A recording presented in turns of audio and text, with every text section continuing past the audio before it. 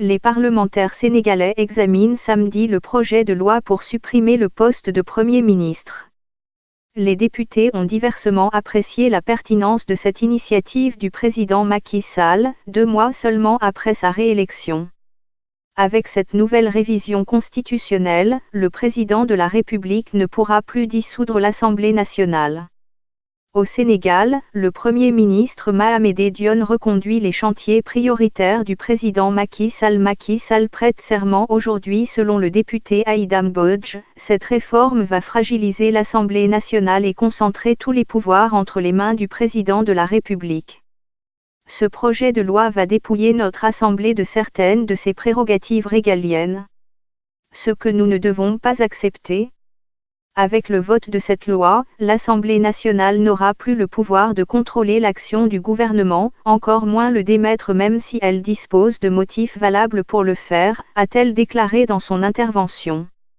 Cheikh Abdou Mbacké Bara Dolly, un député de l'opposition, a reproché à ses collègues de la majorité de ne pas travailler pour le peuple qu'ils sont censés représenter.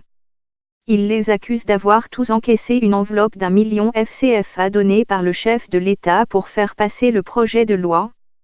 Le président Macky Sall vous a corrompu. Il vous a remis à chacun une enveloppe de 1 million de francs Communauté financière africaine pour que vous votiez son projet de réforme constitutionnelle, a-t-il révélé. Pour sa part, Moustapha Cissé Lo, un député de la majorité parlementaire, a dit ne pas être d'accord avec le chef de l'État sur tous les aspects de la réforme constitutionnelle. Je ne suis pas pour le second point de la réforme, à savoir la possibilité pour le député de revenir à l'Assemblée nationale après avoir été nommé ministre. C'est ce qui me dérange dans cette réforme. À son avis, cette disposition peut permettre à un député endetté de sortir de l'Assemblée et d'y revenir. Mais cela, dit-il, risque de nous causer d'énormes problèmes de transparence. Sur la place Soweto, quelques activistes contestant le vote du projet de révision constitutionnelle ont été arrêtés par la police.